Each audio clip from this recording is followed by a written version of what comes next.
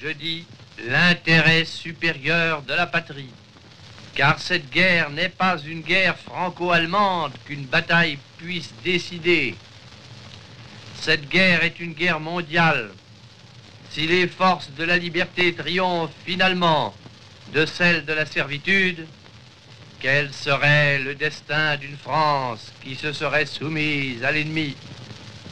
L'honneur, le bon sens, l'intérêt supérieur de la patrie commande à tous les Français libres de continuer le combat là où ils seront et comme ils pourront. Il est par conséquent nécessaire de grouper partout où cela se peut une force française aussi grande que possible. Le 22 juin 1940, l'armistice est signé entre les représentants du Troisième Reich allemand et celui du gouvernement français. L'Allemagne est alors en plein essor et un des génocides qui marquera l'histoire à jamais se produit. Un qui amènera un conflit géopolitique jusqu'au prochain millénaire. Mais l'histoire ne commence pas là. En 1914, la Première Guerre mondiale commence. Donc c'est à partir de là qu'on va commencer. L'archiduc d'Autriche se fait assassiner par un extrémiste serbe. Ça va mener à ensuite une guerre sans précédent, qui à cette époque-là s'appellera la Grande Guerre. Donc la Grande Guerre, plus tard, on peut la nommer comme la Première Guerre mondiale en ce moment. Elle sera séparée en deux parties. D'un côté, on aura la Triple Alliance, qui est une alliance entre l'Autriche-Hongrie, l'Allemagne et l'Empire ottoman. L'Italie aussi en fera partie jusqu'en 1915. De l'autre côté, les forces qui se servaient, disons, d'ennemis à la Triple Alliance étaient la Triple Entente. Il était composé de la France, de l'Empire russe et du Royaume-Uni. L'Italie aussi, un peu plus tard, va rejoindre en 1915, en fait. Et pourquoi est-ce que je parle de la Première Guerre mondiale?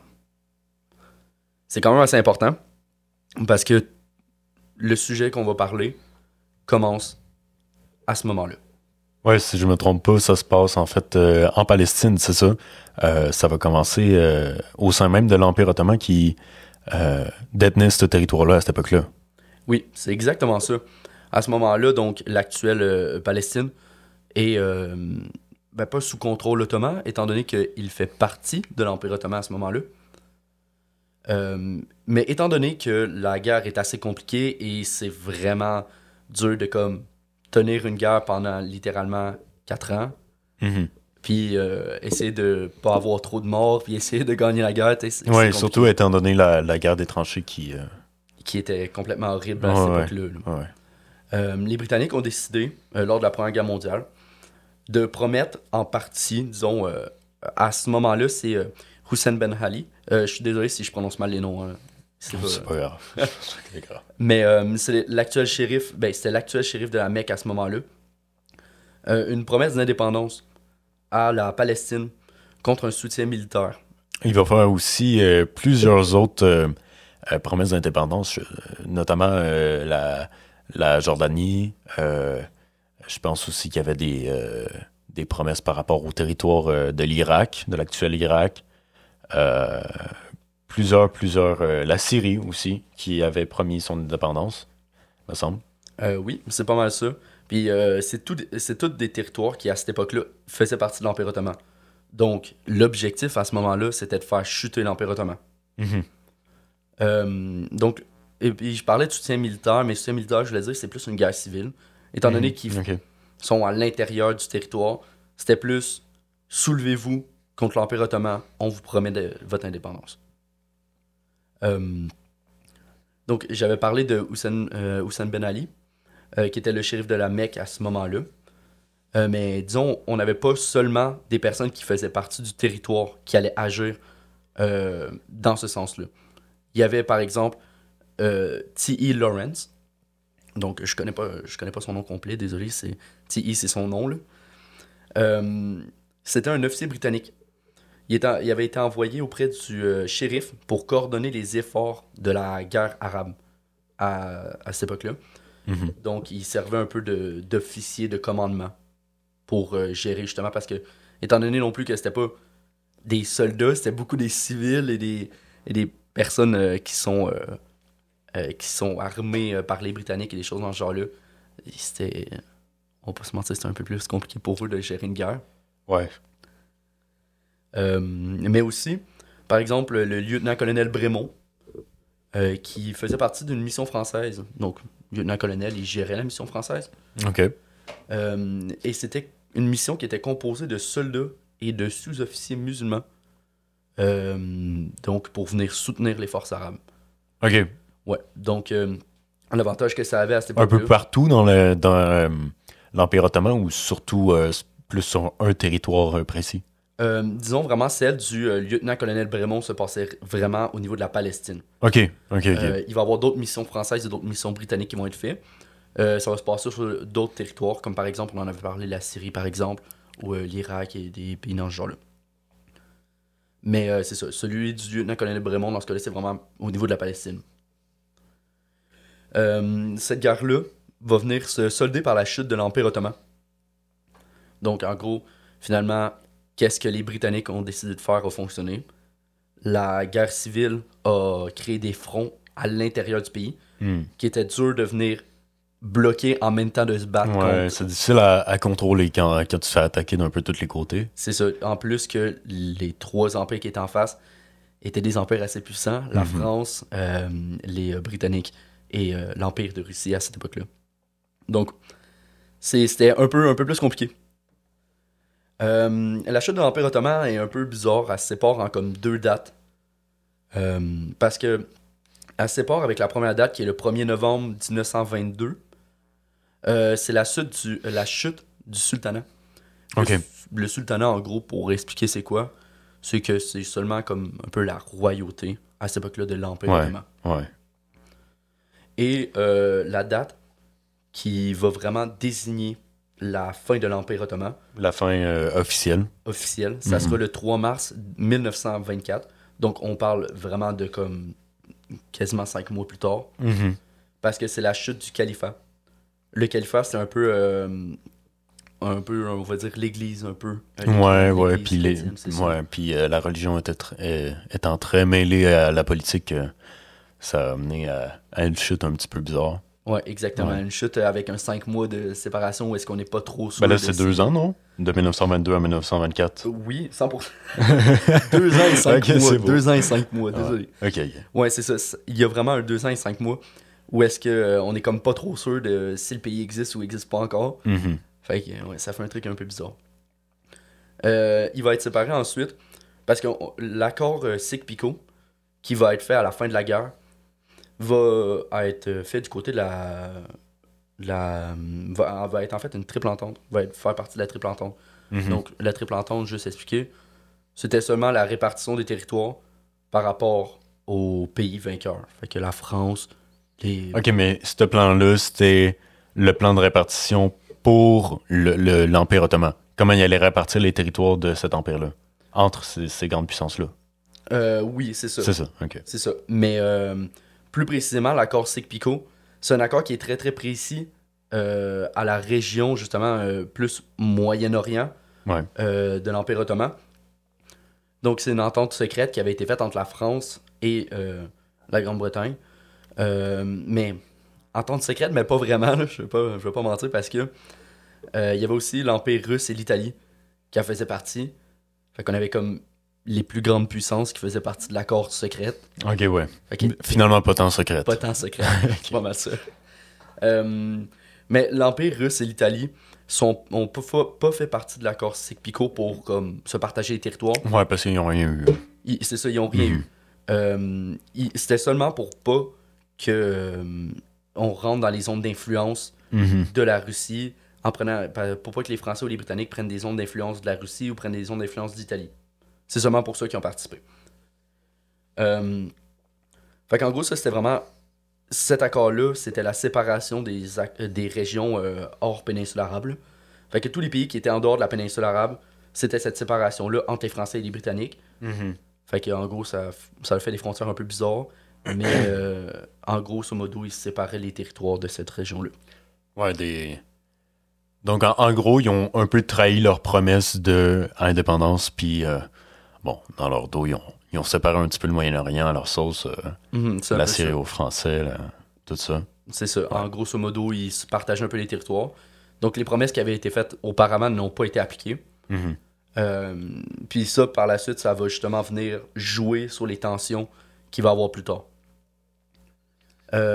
Cet accord-là s'est passé entre novembre 1915 et janvier 1916. Donc ça, c'est vraiment où est-ce qu'il y a eu les grandes rencontres, etc. Où est-ce qu'il y a eu vraiment tout ce qui a bougé là, au niveau des séparations des territoires, tout ça. Et ça, c'est quand même assez intéressant. À cette époque-là, on a une lettre qu'on a été capable de trouver.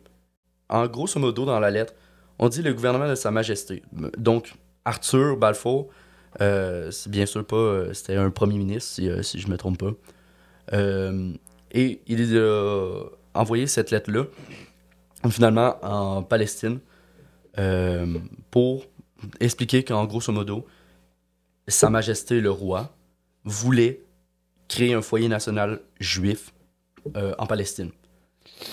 Il précise aussi à l'intérieur qu'ils vont faire le plus d'efforts possible pour venir faciliter justement la réussite de ceci, fait que de la création de foyers. Mhm. Il précise aussi que rien ne devrait être fait qui peut porter préjudice autant au peuple déjà existant en Palestine Ouais. qu'aux Juifs qui arrivent en Palestine. Donc, il précise que, et je lis exactement les mots qu'il dit, rien ne devrait être fait qui pourrait porter préjudice aux droits civils, donc à l'existence civile d'une personne, et religieuse d'existence des communautés non juives. Donc, qu'est-ce que ça veut dire? C'est qu'en théorie, leurs droits en tant que civils et leur droit de croire en une religion, etc., ne devraient pas être touchés et ne devraient pas être impactés par cette décision-là. De l'autre côté, au niveau qu'est-ce qu'ils disent au niveau des Juifs, étant que les droits et statuts politiques dont les Juifs jouissent dans d'autres pays ne devraient pas être impactés non plus.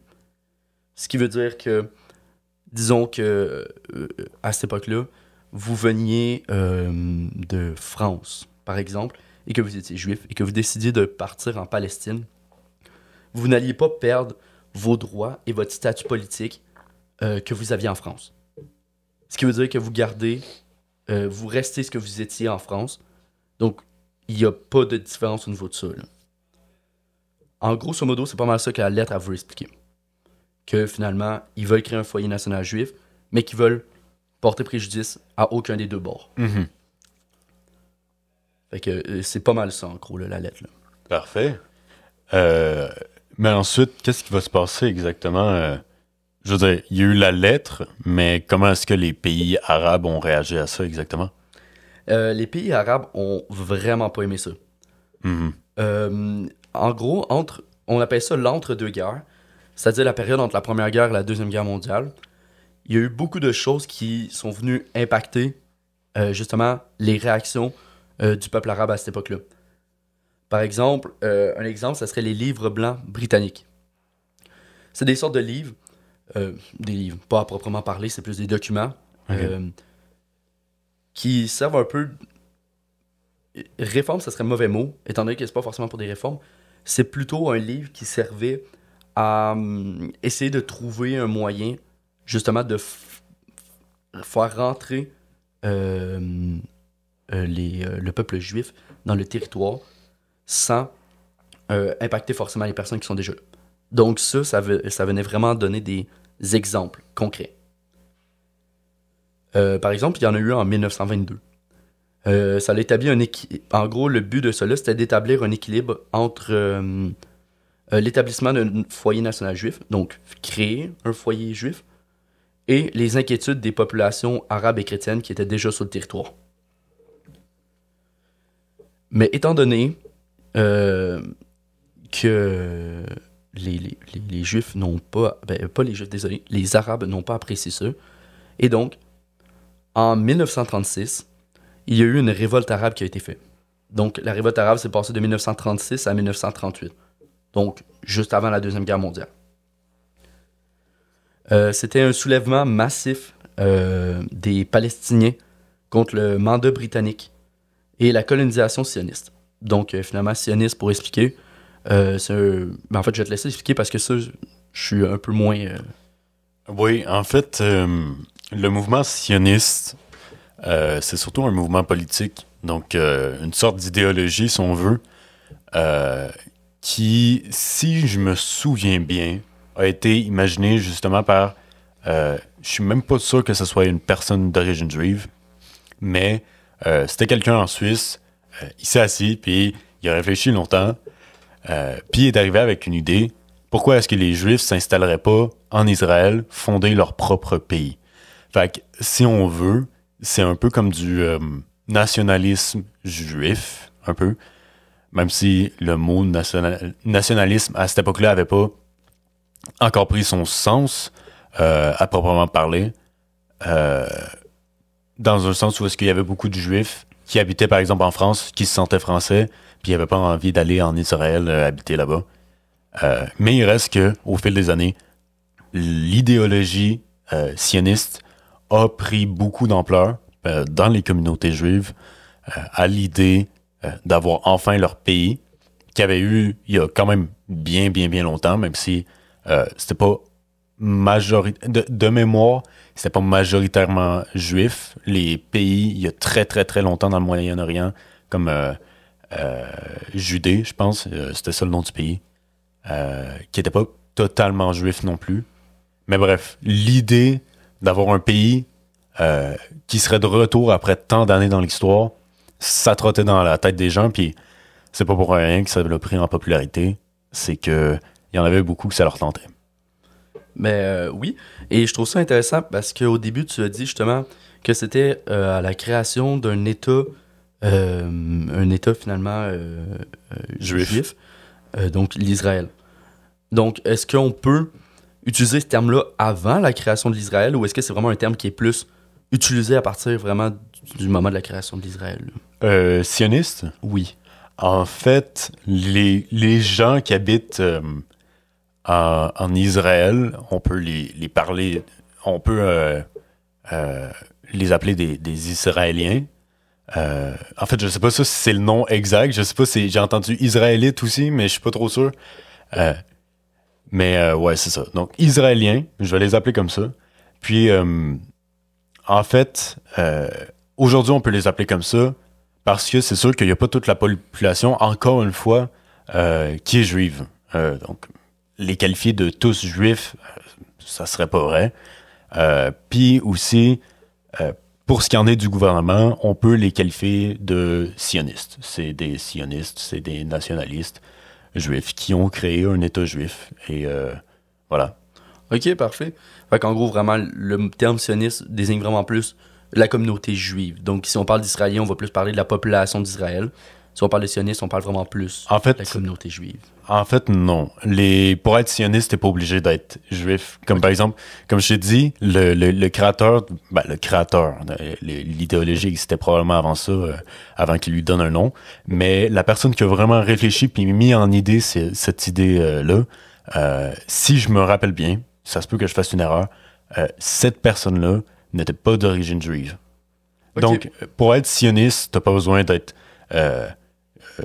juif, t'as juste besoin de, en tant que tel, soutenir la création d'un État juif. Ok, c'est intéressant. Donc, voilà. Ben merci beaucoup. Comme ça en même temps, ça aide à clarifier un peu plus justement ce côté-là, parce que c'est un terme qu'on va quand même utiliser souvent en avançant dans le temps. Oui, puis il y a vraiment une ligne à bien tracer parce que juif, israélien, sioniste, c'est pas toujours la même chose, puis voilà. Des fois, ça peut jouer juste sur des mots, puis... Ben parfait. Ben merci beaucoup. Donc, je vais continuer justement avec ce que je suis en train d'expliquer au niveau de la révolte arabe. Donc, comme je l'avais expliqué, c'était justement un soulèvement massif des Palestiniens contre le mandat britannique, étant donné que à cette époque-là, les Britanniques avaient encore beaucoup d'influence en Palestine. Et Et jusqu'à quand même assez longtemps, pour de vrai, dans l'histoire. Et aussi la colonisation sioniste, donc dans ce cas-là, justement, le fait que les Juifs rentraient en territoire, justement en territoire palestinien. Ça a été causé en partie, très très important, un truc qui a vraiment causé ce soulèvement-là, ça a été l'assassinat de 2 Juifs par des extrémistes arabes. Donc justement, cet assassinat-là, ça a fait un soulèvement et ça a créé une sorte de guerre, une sorte de révolte entre les deux parties. Au niveau des justement des Arabes, la réaction a été une grève généralisée. Il y a eu des boycotts de produits britanniques et sionistes. Il y a aussi eu des combats armés contre les Britanniques. Donc, c'était pas seulement on fait du boycott, c'était aussi des fois, il y avait des soulèvements armés et tout. Donc, c'était quand même assez rough. Et ensuite, après que tout ça soit arrivé, les Britanniques ont décidé de refaire un deuxième livre blanc britannique. Étant donné qu'ils voyaient que ça marchait pas trop, ça faisait 2 ans qu'ils étaient en pleine révolte, puis qu'ils essayaient de, justement, arrêter la révolte. Ouais, la contenir. Ouais, la contenir le plus possible, mais ils n'étaient pas capables. Donc, ils ont décidé de créer un deuxième livre blanc en 1939. Donc, pour donner un indice de temps, c'est à cette année-là qu'on considère que la Deuxième Guerre mondiale a commencé. Donc, ça donne un indice temporel. Et ça proposait l'indépendance de la Palestine 10 ans après l'apparition de ce livre-là. Donc, pour donner un exemple, en 1949, la Palestine, selon ce document-là, devrait être rendue un État indépendant. Et aussi, le but étant de limiter l'immigration juive dans le pays. Les Britanniques sont pas forts sur leurs promesses, hein? Ouais, il y a eu quelques problèmes avec ça. Puis même plus tard, ça va être encore pire, là. On va voir ça plus tard, mais... Donc, ça, c'est qu'est-ce qui s'est passé vraiment dans le entre-deux-guerres. Ça a désigné beaucoup de choses, puis ça a permis justement...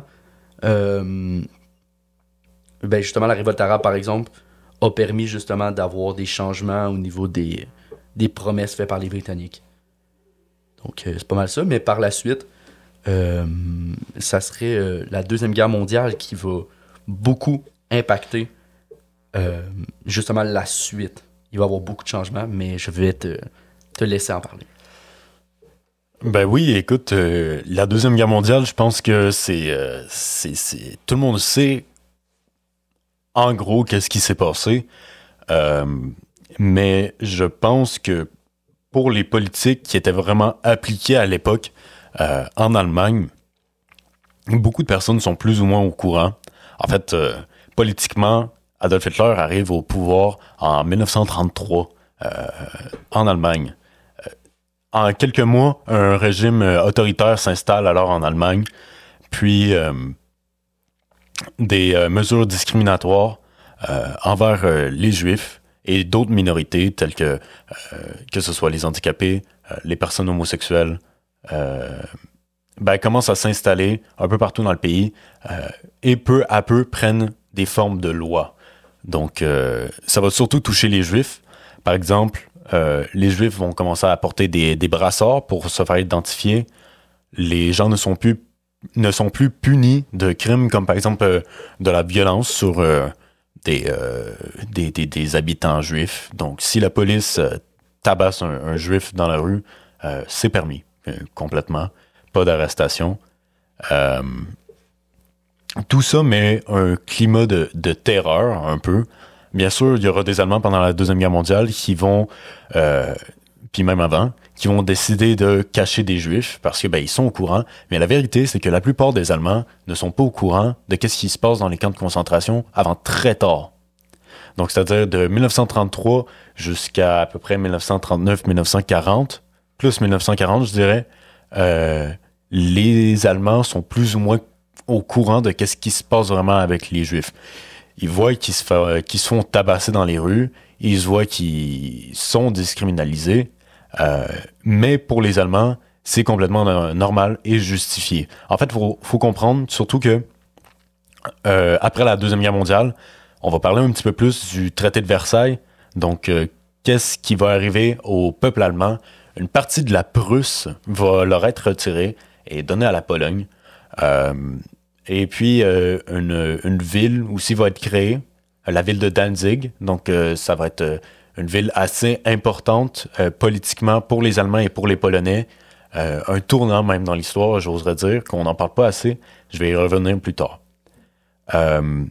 Pour les Allemands, à ce moment-là, mais il n'y aura pas que ça. En fait, le traité de Versailles va demander aux Allemands aux Allemands, surtout au gouvernement, hein, mais bon, ça sera le peuple qui va payer, va demander aux Allemands des sommes incalculables d'argent à verser aux Alliés comme des réparations de guerre. Malheureusement, qu'il aurait su que la colère monterait en Allemagne, et ce qui conduirait finalement à la grimpée de l'ultranationalisme après que l'autre parti politique le plus fort à ce moment-là en Allemagne, donc le Parti communiste allemand, ses membres se fassent tous emprisonner. Donc, ou tuer. Alors, il y avait deux choix, mais il y en a pas beaucoup qui ont survécu. Puis, en fait, ça va mener à une concentration de pouvoir extrême où est-ce que Adolf Hitler, comment il est rentré au pouvoir un peu, c'est qu'il y a un bâtiment gouvernemental allemand, donc pendant la République de Weimar. Ce bâtiment-là, je ne me rappelle plus exactement c'est quoi. L'important, c'est que on suspecte aujourd'hui, plusieurs historiens suspectent que ça aurait été des gens du parti nazi d'Allemagne qui auraient fait brûler le bâtiment. Dans l'objectif, après ça, de aller le dire au chancelier de l'époque, ouais, les communistes ont fait brûler ce bâtiment-là, mettez-les tous en prison. Bon. Alors. Un moyen de les accuser à tort, finalement, le pouvoir oui, les puis c'est surtout, tu les enlèves de toute possibilité de pouvoir. À partir de ce moment-là, tes opposants politiques, ils sont partis. Donc là, le chancelier allemand, lui, il se dit, ah, merde, oui, je vais aller les mettre tous en prison parce que ils ont fait ça. Malheureusement, Adolf Hitler va ensuite concentrer encore plus le pouvoir et va pouvoir le proclamer après avoir été nommé vice-chancelier. Le chancelier étant obligé de se retirer de la politique allemande. Donc maintenant, on comprend mieux comment une telle force politique est arrivée au pouvoir. Mais pourquoi cette haine contre les Juifs? C'est simplement parce que dans des temps difficiles comme ça, souvent, les gens vont essayer de trouver une réponse facile, simple à leurs problèmes. Malheureusement, souvent, les minorités sont visées, sont très faciles à viser. Puis, vu que c'est des minorités, ils ont une voix moins forte, ils ont moins de portée dans les médias, plus facile de se défendre contre des... Voilà, du jugement. Donc, la haine a grimpé rapidement. L'idée de l'antisémitisme, tout ça, a grimpé en popularité. Bon. Après ça, on connaît tous un peu l'histoire. 1938, l'Autriche est annexée. Les Sudètes sont annexés. Donc, une petite partie de la Tchécoslovaquie. Puis ensuite, la guerre qu'on connaît tous. La guerre qu'on connaît tous. 1er septembre 1939, l'Allemagne envahit la Pologne. La France et le Royaume-Uni déclarent la guerre en même temps. Mais bon, ils vont pas faire grand-chose jusqu'en 1940 où est-ce que la situation est critique. Pendant tout ce temps-là, en Allemagne, peu à peu, les gens se rendent compte, donc de 1940 jusqu'à 1945, que ça n'a pas de sens. Puis, même à l'intérieur du pays, il y a beaucoup de mécontentement. Donc, déjà, il y en a beaucoup qui sont tannés de la guerre, qui n'en peuvent plus. Surtout que beaucoup de morts, ils se battent sur deux fronts. Puis, en 1943, l'Allemagne va bien. Puis en 1944, ça commence à chauffer un peu plus. Donc, compliqué pour eux. Ouais, les fronts des deux côtés se rétrécissent. Puis, on a le débarquement de Normandie qui va faire beaucoup de dégâts. Puis à partir de ces années-là, c'est un petit peu le moment où est-ce que les Allemands se calment, la machine arrête de tourner, mais ça n'aura pas suffi quand même à sauver. Il y aura quand même 6 millions de Juifs tués dans les camps de concentration allemands. Cette tragédie va en fait, si tu veux un peu, accentuer l'idée d'un pays juif du côté des Alliés, un petit peu en sorte d'excuse. Bon, c'est peut-être que ça sonne un peu bizarre comme ça, mais le fait que ce soit un projet que beaucoup de Juifs tenaient à cœur, ça a permis que ça a renforcé l'idée, par contre. Pardon. Ça a renforcé l'idée, pardon. Puis, avec l'aide des États-Unis, avec l'aide de l'ONU, et aussi avec autre chose c'est de la décolonisation, en gros. Le Royaume-Uni va partir de la Palestine en 1948. En fait, ils vont partir de là-bas parce que la situation est plus tenable. Puis, depuis la Seconde Guerre mondiale, beaucoup de Juifs, sans qu'il y ait d'État, sont partis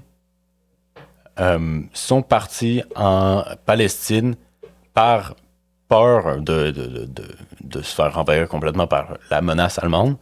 Donc, beaucoup de Juifs sont partis en Palestine sans qu'il y ait d'État créé, sans qu'il y ait un flux vraiment qui est contrôlé, parce que pas mal toutes les grandes puissances sont occupées pendant ce temps-là à d'autres choses, finalement. Puis, les Palestiniens, ils sont pas contents pendant ce temps-là, mais ça change rien. Les tensions ont trop augmenté dans le territoire et les Anglais ne peuvent plus gérer la situation. Ils vont alors décoloniser l'endroit et l'ONU prendra en charge le territoire. Ouais. Alors, justement, à cette époque-là, donc à date du 29 novembre 1947, il y a un plan de partition qui a été créé. Un plan de partition, c'est quoi exactement? Ça permettait justement de venir séparer... en fait, ce plan de partition en particulier servait à venir diviser la Palestine en 2 États. Un État qui allait être juif et un État qui allait être arabe. Sur papier, aucun État palestinien n'est encore existant. Malgré tout, un peu plus tard dans l'histoire, il va y avoir une reconnaissance par les autres pays mondiaux justement d'un État palestinien. Jérusalem aussi devient une zone internationale. Donc, ça va avoir un tournant assez important, étant donné que pour les deux parties, c'est une région très importante, Jérusalem, étant donné qu'il y a le mur des Lamentations, qui est un monument religieux très, très important. Ça va être en partie influencé par... ces décisions-là vont être en partie influencées par l'émeute de 1929. Donc, c'est une émeute qui s'était passée à Jérusalem, directement, et qui a fait plus de 550 blessés et 250 morts des deux bords, c'est-à-dire autant du côté juif que du côté arabe. Aussi, cette décision-là, donc le plan de partition a été voté par l'Assemblée générale des Nations unies. Donc, c'était international. Donc, c'était vraiment pas, disons, une décision faite par un pays, peu importe. Là. La résolution numéro 181, comme on appelle aussi justement le plan de partition, c'est l'autre nom qu'on y donne, est acceptée par une grande majorité, on va plutôt dire une très grande majorité juive, mais complètement refusée par les Palestiniens arabes, et l'entièreté des pays arabo-musulmans aussi vont refuser cette demande. Oh boy. Puis en plus, me semble, excuse-moi, mais me semble, dans le territoire à ce moment-là, t'as à peu près 30% de de Juifs contre 70% de Palestiniens encore. Exactement. Et même si on prend la majorité juive, la majorité, même si on prend les Juifs des autres pays, vs les Arabes des autres pays, justement de cette région-là, les votes sont même pas proches d'être pareils. Donc, on est vraiment au niveau d'un plus grand nombre de votes arabes que de votes juifs. Et pour autant, la décision va être prise en faveur, justement, des Juifs. Et donc, la séparation en un État juif et un État arabe. Donc, finalement, c'est une décision qui va avantager pas mal seulement les Juifs, puisque les Arabes ne le voulaient pas. Oui, dans cette situation-là, les Juifs vont être surtout avantagés. Dans ce cas-là, oui. Et ça va créer des tensions très, très élevées entre les Juifs et les Arabes plus tard dans l'histoire. Mais étant donné qu'à ce moment-là, plutôt à ce moment-là, à cause de cette décision-là, en 1948, donc quelques mois après que la partition a été passée, fait que la résolution 181, il y a une guerre israélo-palestinienne qui a été créée. Donc, étant donné que qu'il y avait eu une séparation entre l'Israël et la Palestine, maintenant, l'État d'Israël existe à partir de ce moment-là de l'histoire. Donc, cette guerre-là va être causée justement par la résolution 181, comme j'avais dit, le pacte de partition. C'est une violente guerre civile qui va se passer entre les mouvements et les groupements armés sionistes et arabes en Palestine. Donc, ça va vraiment se passer en Palestine. Le 15 mai 1948, c'est là que la guerre commence. Et après beaucoup de batailles, étant donné que cette guerre-là n'a pas eu seulement la Palestine, mais aussi tous les pays arabes qui étaient autour avaient participé. Donc, on peut parler, par exemple, si je ne me trompe pas, la Syrie avait participé, on avait eu le Liban, on a eu des pays dans ce genre-là qui ont participé à la guerre pour essayer d'aider. Ouais, l'Égypte aussi, mais... Oui, l'Égypte. Et donc, tout ça, après une bataille qui a duré quasiment un peu plus d'un an, donc jusqu'en juillet 1949, l'Israël gagne la guerre et se pose au Moyen-Orient officiellement comme un État et comme l'État israélien. Et donc, c'est ça les tournants qui vont être importants justement de cette partie-là de la guerre de 1948 et du plan de partition. Pour la suite, je te laisserai sûrement continuer, étant donné que le reste est plus de ton essor. Là. Oui, absolument. Bon, merci beaucoup, Anthony. Moi, dans le fond, où est-ce que je vais commencer, c'est surtout l'après-décolonisation, fait où est-ce qu'il y a vraiment les troupes, finalement, les troupes vraiment de Britanniques, tout ça, qui commencent à partir, mais c'est aussi le début d'une autre colonisation. L'Israël commence à lancer un plan de colonisation du peuple arabe qui vit là. Mais avant ça, je vais expliquer quelques guerres qui se sont produites pendant tout ce temps-là.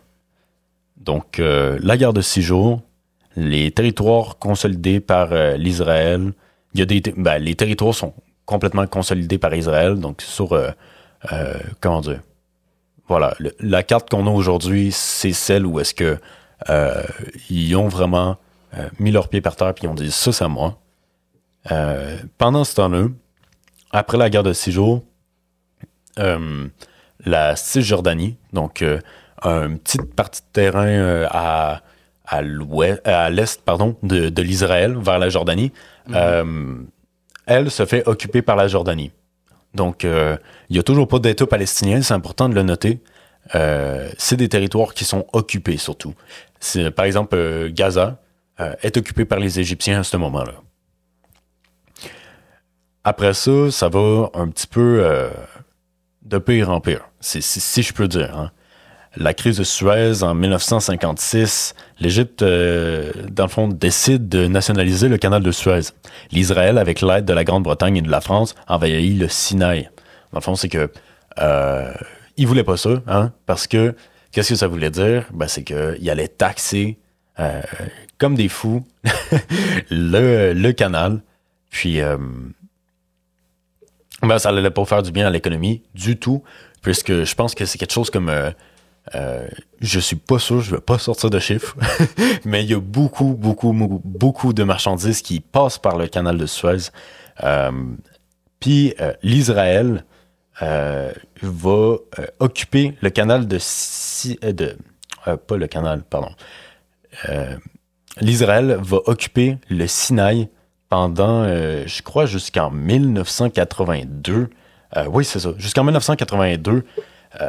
Où est-ce qu'ils vont le restituer à l'Égypte. Donc, ça fait un petit peu longtemps, hein, mais bon, qui suis-je pour juger? Ensuite, je vais aller un petit peu plus en détail comment la guerre des 6 jours s'est passée. Je l'ai survolé tantôt. On est en 1967. En juin 1967, Israël a mené une guerre qu'on dit préventive contre des pays voisins, Égypte, Jordanie, Syrie, en 6 jours. Israël a capturé plusieurs territoires. Donc, ils ont capturé la Cisjordanie, la bande de Gaza, le Sinaï égyptien, encore là, voilà, qui sera restitué en 82, comme je l'avais dit, avec les accords de paix de Camp David, et puis les hauteurs du Golan, occupées de manière permanente par Israël, annexées depuis 81, donc c'est-à-dire depuis 1967, dans le fond, les hauteurs de Golan, pour mettre un petit peu en contexte, c'est une province syrienne. Donc, admettons, la province, je crois qu'elle fait à peu près un tiers, un quart de la taille du Liban. Donc, quand même conséquent. Hein? Surtout que c'est dans une région quand même habitée. Puis, Israël n'a jamais lâché le morceau sur ce territoire-là et l'a gardé, officialisant l'annexion en 1981. Puis sur les cartes que le premier ministre de l'Israël montre encore aujourd'hui, on voit les hauteurs de Golan faisant partie du pays d'Israël. Donc, par contre, pour ce qui est de la Cisjordanie, de la bande de Gaza, pour ce qui est de ça, il me semble que l'occupation va continuer pendant un bon moment, jusqu'à temps que, en 1964, l'OLP a été créé pour représenter les Palestiniens puis lutter pour la création pour la création d'un État palestinien. L'OLP, c'est l'Organisation de libération palestinienne. Ça fait beaucoup de fois que je dis palestinien. Mais en gros, cette organisation-là va permettre une meilleure...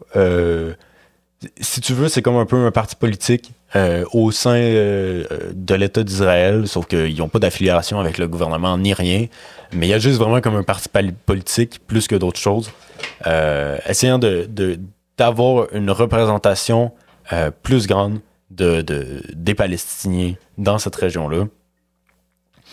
Puis, ça va pas permettre de les avoir sur la carte tout de suite. Donc, c'est-à-dire, Gaza, la Cisjordanie va rester occupée pendant un bon bout. Je reviens là-dessus un peu plus tard. La guerre du Kippour, en 1973, a opposé l'Israël contre une coalition d'États arabes, l'Égypte et la Syrie. Dans le but de récupérer les territoires perdus lors de la guerre de 67, donc le Sinaï et les hauteurs de Golan. La solidarité des pays arabes envers la cause palestinienne s'est montrée alors pendant ces années-là, parce que la guerre était aussi dans un but de, si l'Israël capitulait, créer un État palestinien à part entière. L'accord de paix de Camp David en 1978 entre l'Israël et l'Égypte et la restitution de l'État du Sinaï, pas l'État du Sinaï, de la province du Sinaï, oui, à l'Égypte en 1982. Donc, il y a quand même un petit accord, mais le Sinaï, avec le traité de paix, finit quand même à être retourné à l'Égypte. Par contre, les hauteurs de Golan, toujours pas. Une lumière d'espoir dans les années 90, ébloui la région, j'ai envie de dire. Donc, c'est les accords d'Oslo, signés en 1993 entre l'Israël et l'OLP. Là, son importance. Israël et l'OLP ont reconnu mutuellement leur existence pour la première fois.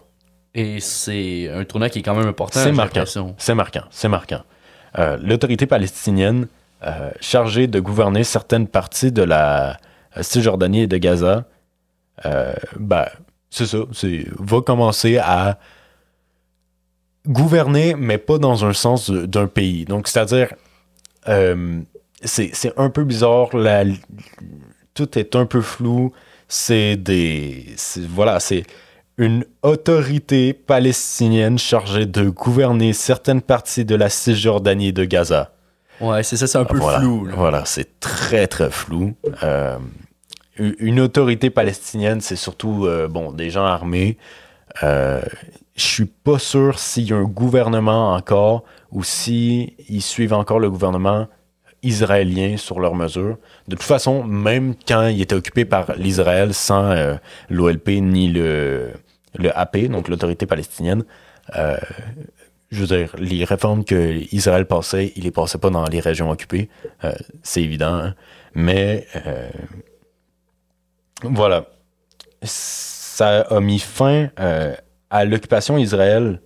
Non, ça n'a pas mis fin à l'occupation Israël, ni à la question des réfugiés. Donc, j'ai oublié d'en parler un peu, mais les réfugiés palestiniens, donc c'est-à-dire ceux qui quittaient le pays, puis après ça, qui voulaient re-rentrer, ils étaient refusés. Oh, ok, ouais. Ouais, ça c'est un peu spécial. Puis la question des réfugiés, c'est resté une question très importante pendant très longtemps.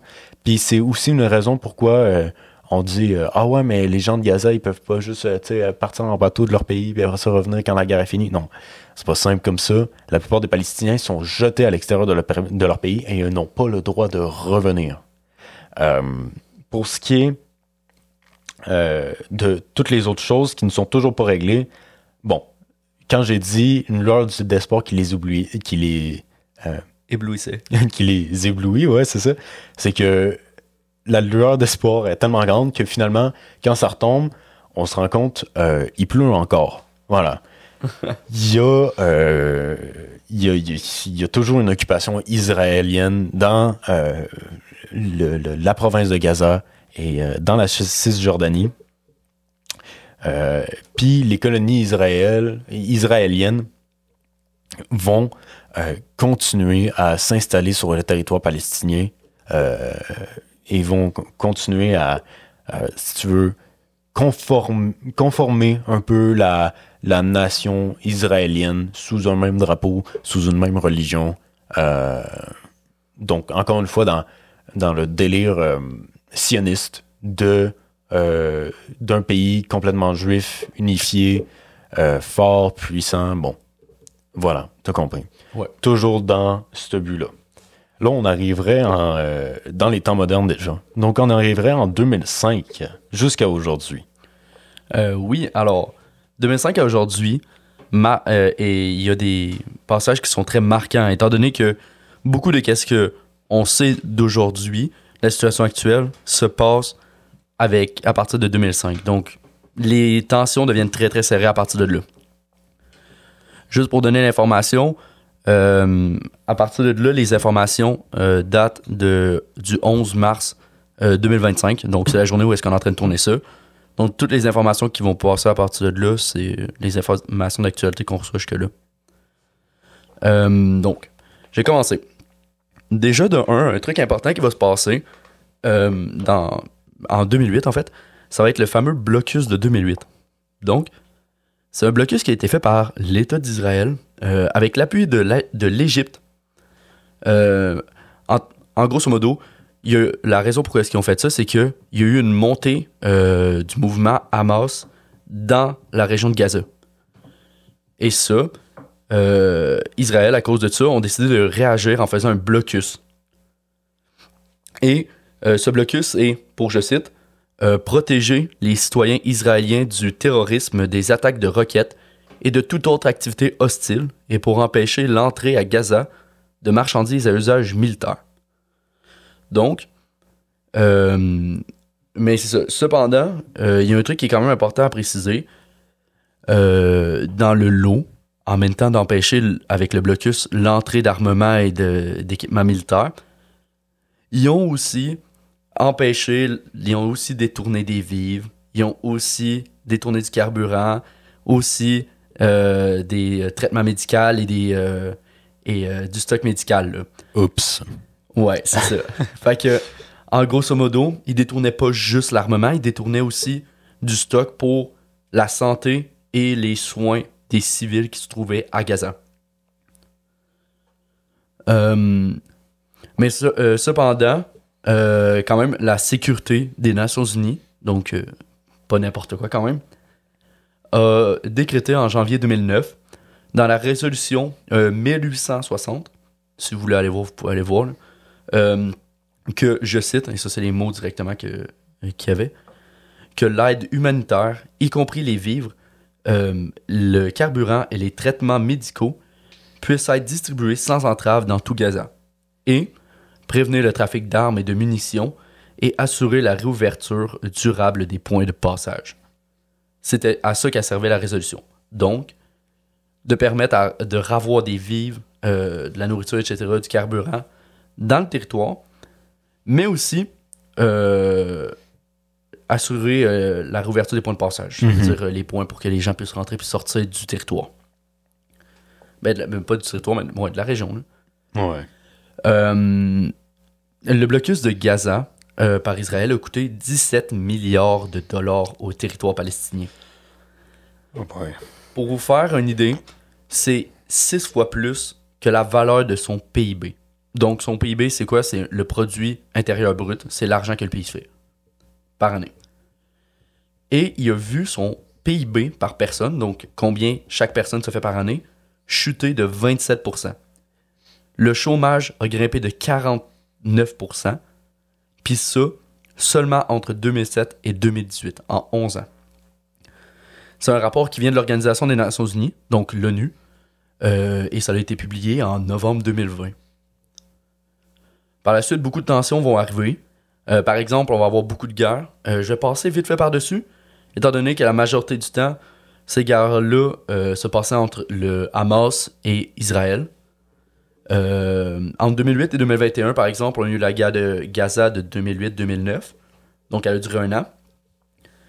Qui était un conflit très, très intense entre l'Israël et le Hamas, qui a duré 22 jours. Mais ça a duré 22 jours, mais c'est à cause que c'est vraiment vers la fin de l'année 2008. Fait qu'en gros, c'est dans ce sorte de gap-là. Il y a eu des frappes aériennes puis une invasion terrestre dans ces 22 jours-là. On a eu la guerre de Gaza de 2012, avec l'opération Pilier de défense, qui était lancée par Israël, qui visait à stopper les tirs de roquettes du Hamas. On a eu la guerre de Gaza de 2014, qui était un conflit de 50 jours, ça a duré 50 jours au total, avec des frappes aériennes puis une opération terrestre. Ça l'a apporté beaucoup, beaucoup de pertes civiles. Ensuite, on a eu la guerre israélo-palestinienne de 2021. Ça a été un conflit qui a duré 11 jours au total. Et principalement, c'était surtout des tirs de roquettes, des frappes aériennes. Puis il n'y avait pas vraiment eu d'invasion terrestre. C'était principalement, ils se lançaient des missiles dessus. Ça, c'est les guerres qui ont précédé la guerre qu'on va parler aujourd'hui. Qui est la guerre, mais justement comme la guerre qui se passe en Palestine actuellement, qui a commencé en 2023. Donc, dans cette guerre-là, déjà de 1, ça va être beaucoup de données que je vais donner sur les morts, autant civils que soldats, sur les organisations. Ça va être principalement ça que je vais venir développer. Donc, les bombardements israéliens, le siège de Gaza et l'invasion de Gaza ont tué au total 41 020 Palestiniens, dont plus de... et ça, c'est très effrayant parce que c'est seulement la guerre de 2023 à 2025. Donc, OK, c'est une guerre. C'est une guerre en 2 ans. Une seule guerre de 2 ans qui a fait tout ça. Mon Dieu. 7 797 enfants entre le 7 octobre 2023 et le 19 septembre 2024. Donc, même pas en 1 an, on a plus de 8 000 enfants morts et 41 000 Palestiniens. On parle de 108 journalistes, morts. 103 qui étaient palestiniens, 2 israéliens et 3 libanais. Entre le 7 octobre 2023 et le 15 juin 2024. Ça, c'est selon l'estimation du Comité pour la protection des journalistes.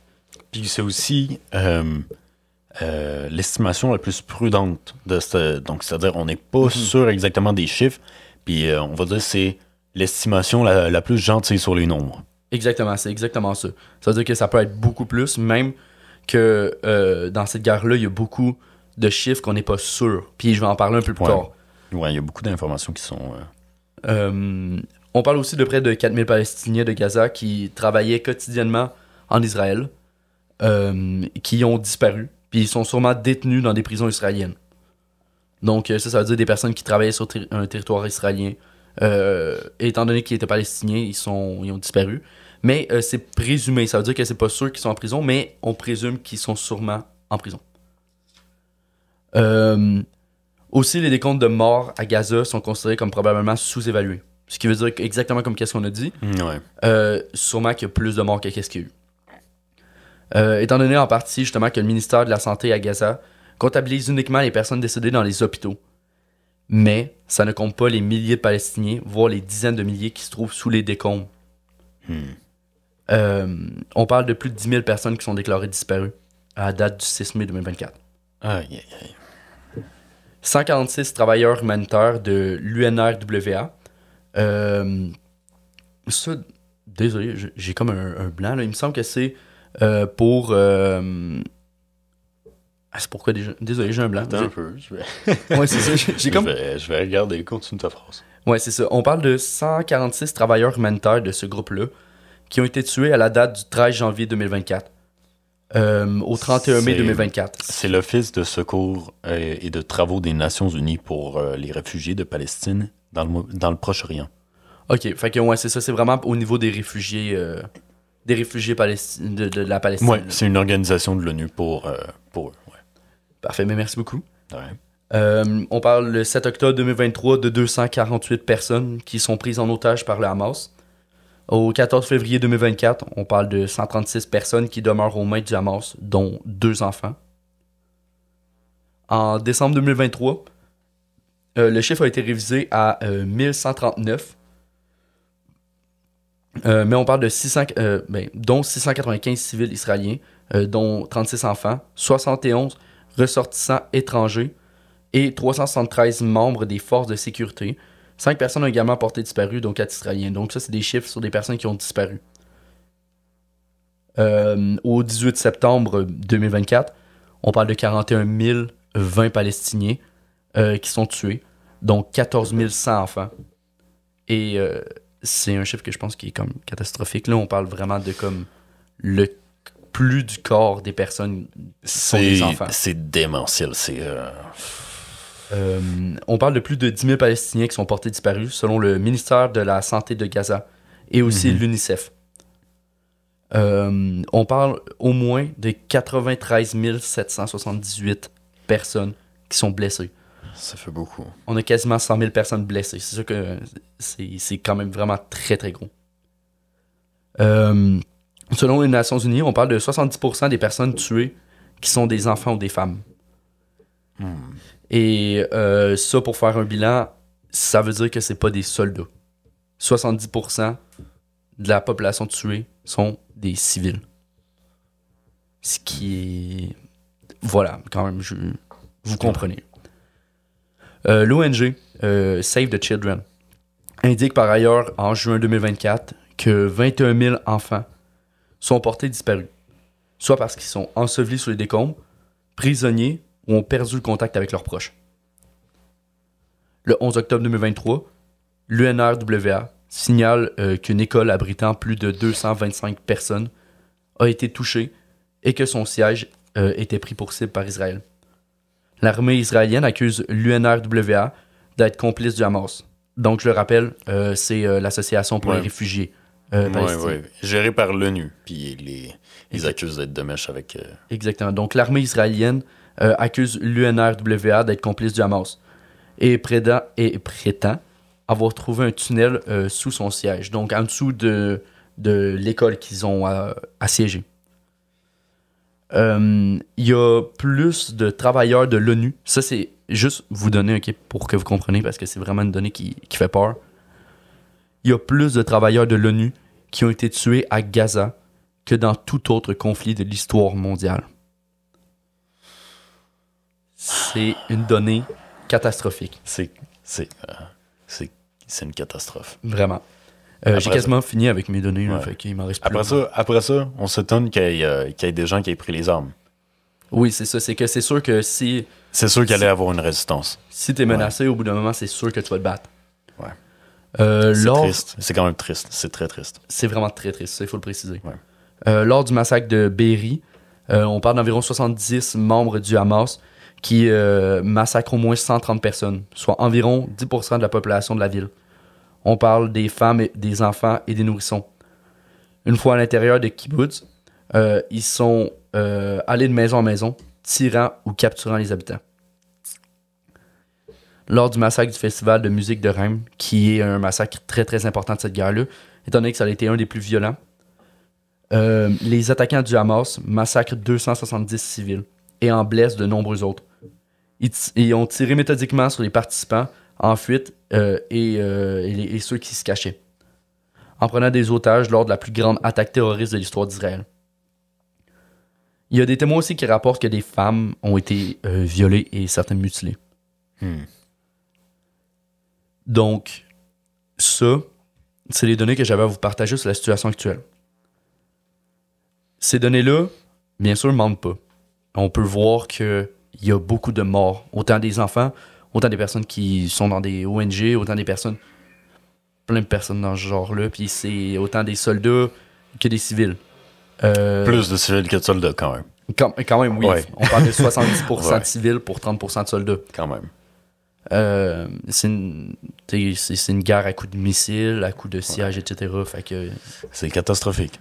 Exactement. Mm-hmm. Puis, faut faire quelque chose parce que c'est pas normal.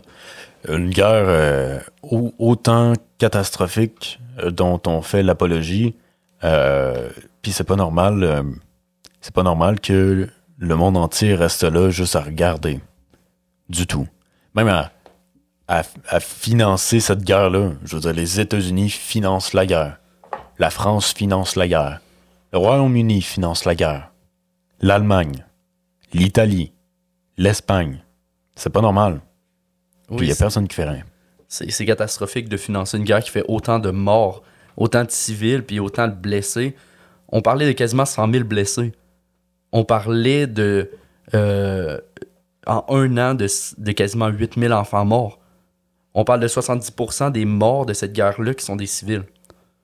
Donc, définitivement, cette guerre-là, le fait justement qu'elle fait autant de morts puis que c'est financé est un peu effrayant, je trouve, pour ma part. Là. Je sais pas qu'est-ce que t'en penses. Oui. Ouais, non, je suis d'accord avec toi. Et puis, non, comme je dis, il y a rien de normal dans qu'est-ce qui se passe là-bas. Puis il y a définitivement quelque chose qui doit se passer. Surtout avec, là, ces derniers temps, on a vu que les États-Unis ont réagi un petit peu face au... comment dire? Les États-Unis, l'administration Trump a réagi face à l'espèce de stalemate, je sais pas c'est quoi en français. Donc l'espèce d'arrêt où est-ce que toutes les forces sont un peu bloquées, puis il reste que juste des civils qui meurent. Donc ils ont réagi à ça, puis Trump a dit que lui, il allait personnellement régler le problème, faire des plages super belles et vendre des immeubles merveilleux sur le bord de la plage de Gaza. Tout en, bien sûr, déportant tous les Palestiniens qui vivent dans la région, parce que bon, ça fait pas beau pour les vacances. Sarcastique. Ouais, disons que c'est pas forcément, on va dire, il n'y a pas forcément de tact dans cette décision-là, définitivement. Là. Non, mais c'est surtout une décision qui choque le monde un peu partout. Puis tant mieux s'il fallait ça pour que les gens se disent que peut-être qu'il y a un problème à cet endroit-là. Tant mieux. Une chance qu'il y a des gens qui se réveillent. Donc, non, la déportation des Palestiniens, c'est un sujet sérieux en ce moment même au sein de l'administration Trump et même entre Benjamin Netanyahou et Trump, c'est donc le Benjamin Netanyahou qui est le premier ministre d'Israël. C'est une vraie discussion et Donald Trump compte vraiment... il me semble qu'il y avait une phrase, je vais quand même la trouver pour pouvoir la citer comme il faut, mais une phrase qui sortait où est-ce que il disait vraiment que s'il fallait, il allait avoir des troupes américaines sur le sol de Gaza pour prendre l'endroit. Ok, ouais. C'est quand même un peu... je sais pas comment dire, ça fait peur un peu de se dire justement que il veut déployer des troupes américaines, pas pour essayer d'arrêter la guerre, mais plutôt pour... Comment je pourrais dire? Ses ambitions commerciales?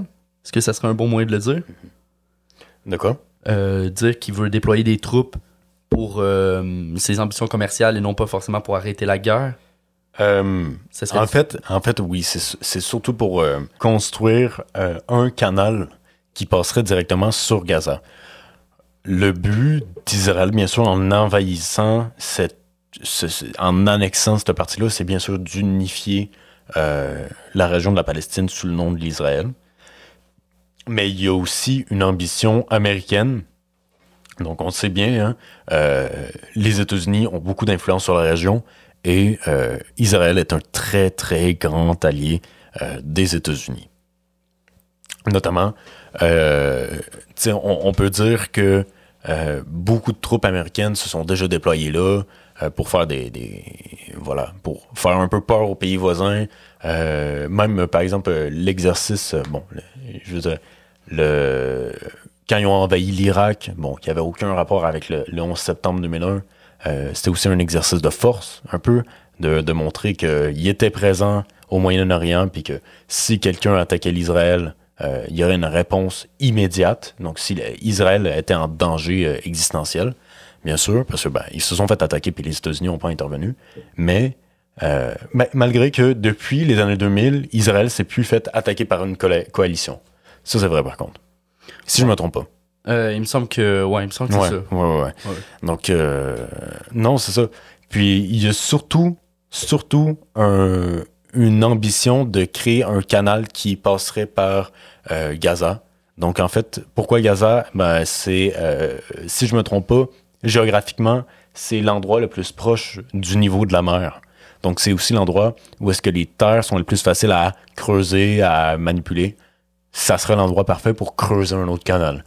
Pourquoi? Parce que l'Égypte a encore son ambition de nationaliser son canal, qui est pour elle, ça serait une mine d'or de nationaliser un tel canal. Mm-hmm. Les États-Unis veulent répondre à ça en creusant leur propre.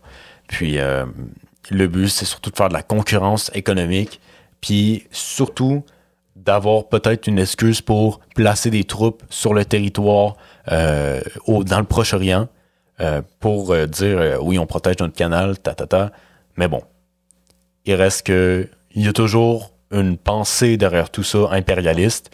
Puis le but, c'est sûrement vraiment étendre leur influence économique, militaire dans cet endroit-là. Déjà que l'influence militaire est bien là. Moi, je pense que ça serait ça. C'est surtout, là, c'est de la réflexion. Tout le monde peut avoir sa propre réflexion. Mais il reste qu'il y a quand même un projet de 55 milliards de dollars de creuser un canal. Puis, c'est sûr que c'est pour faire concurrence au canal de Suez juste à côté. Définitivement. Sinon, ici, j'ai une nouvelle qui date du 6 mars au sujet justement de qu'est-ce qui se passe au Moyen-Orient là, avec Israël et le Hamas. Donc, à la date du 6 mars, le président américain, donc Donald Trump, a menacé de faire payer, et je cite, le gros prix au Hamas si la libération des otages encore en vie et la remise des dépouilles n'avaient pas lieu. Le Hamas, par la suite, a répondu à l'ultimatum justement de Donald Trump, comme quoi il encourageait l'Israël à se soustraire de l'accord de trêve qui était déjà assez, on va pas se mentir. Ouais, l'accord de trêve n'a pas été très respecté. Exactement. Puis il estime aussi que le président américain a menacé de mort le peuple de Gaza. Donc c'est les mots justement du Hamas. Du Hamas, exactement. Okay. Donc oui, c'est ça. C'est une situation qui est assez... C'est sûr que déjà que la situation entre la trêve entre l'Israël et le Hamas est déjà assez chancelant. C'est assez shaky, c'est pas très très stable. Le fait d'embarquer une autre personne dans la situation à coup de menace, c'est peut-être pas la situation. C'est peut-être pas le moyen de pouvoir faire avancer les trêves, je pense. Ouais. Fait que c'est ça là. Mais c'est sûr que, comme j'ai dit, le but, maintenant, c'est plus une paix. Qu'est-ce que l'Israël veut, qu'est-ce que les États-Unis veulent, ce n'est plus une paix, c'est de pouvoir construire ce canal. C'est leur objectif, puis c'est sûr que le peuple de Gaza, le peuple palestinien, ne laissera pas une partie de son pays se faire détruire par un canal qu'ils ne veulent pas. Exactement. Puis, ils peuvent pas faire passer un canal sans l'autorisation des habitants là-bas. Donc, c'est pour ça que Trump a encore cette ambition-là de shipper tout le monde, là, de l'expression, de déporter tout le monde, finalement. Parce que, il n'y aura pas le choix. Ils veulent le prendre, ils vont le prendre, parce que le canal doit se faire et ils veulent ce canal. C'est la volonté, malheureusement, de l'impérialisme américain en ce moment. Puis, il n'y aura probablement pas de paix juste à deux États. Il n'y aura pas de paix où est-ce que les deux peuvent cohabiter. Du moins, pas avec la force sioniste, impérialiste, et aussi l'impérialisme américain lui-même qui se tient dans le coin. Ouais.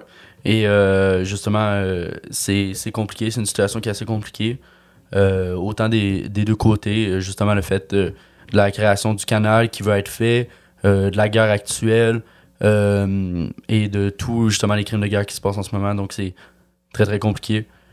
Je sais pas si tu avais une dernière information que tu voulais pour conclure. Écoute, moi, j'ai pas grand-chose d'autre à dire. Je pense que j'ai tout dit. Tu sais, l'important à retenir sur l'histoire tragique, finalement, de cette région-là, de l'État de Palestine, de l'État d'Israël. L'histoire à retenir, c'est surtout que, malheureusement, d'avoir créé des frontières a peut-être mené à la perte des deux peuples qui habitaient là-bas. C'est peut-être le problème, ça a été peut-être l'ambition du nationalisme. Puis je pense que les deux peuples auraient été probablement meilleurs sous un pays polythéiste.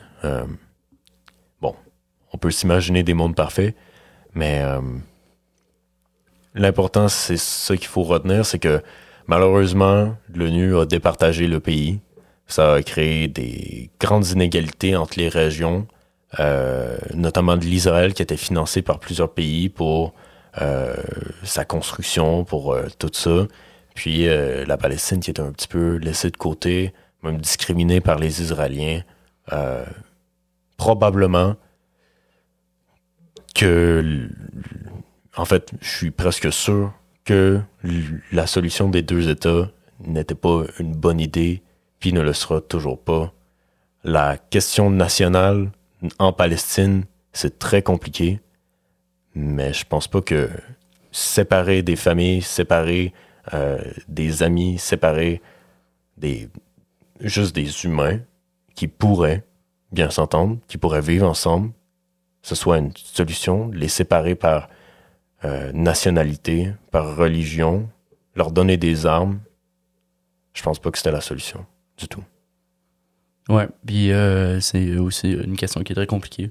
Puis tu l'as dit, on pourrait s'imaginer un monde parfait, mais malheureusement, la situation s'est pas passée comme ça. Et aujourd'hui, on peut seulement regarder comment la situation actuelle se passe, puis essayer de réagir du mieux qu'on peut. Je te dirais merci déjà d'avoir participé avec moi à cet épisode-là. Ben oui. Ça a été un épisode qui était compliqué. Ouais, c'était compliqué un peu parce que... Mais il faut pas faire d'erreur. Hein. C'est ça. Mais c'était très, très intéressant. J'espère aussi que au niveau des auditeurs, ça a été... assez... Agréable. Oui, agréable. Ouais. Et je voudrais vous remercier de nous avoir écoutés. Sur ce, moi, je vous souhaite une bonne soirée, bonne journée, bon après-midi, peu importe. Et à un prochain épisode. À la revoyure. À la revoyure. Ce projet est réalisé grâce au soutien financier du gouvernement du Québec et du CGE de Nicolet Bécancour dans le cadre de l'entente de développement culturel. Nous tenons à remercier le CGE de Drummondville, Télécœur et le CGE de Shawinigan pour leur prêt de locaux et leur expertise. Merci également au CGE de Nicolet Bécancour de nous avoir permis de prendre part au projet et de créer les épisodes à notre image.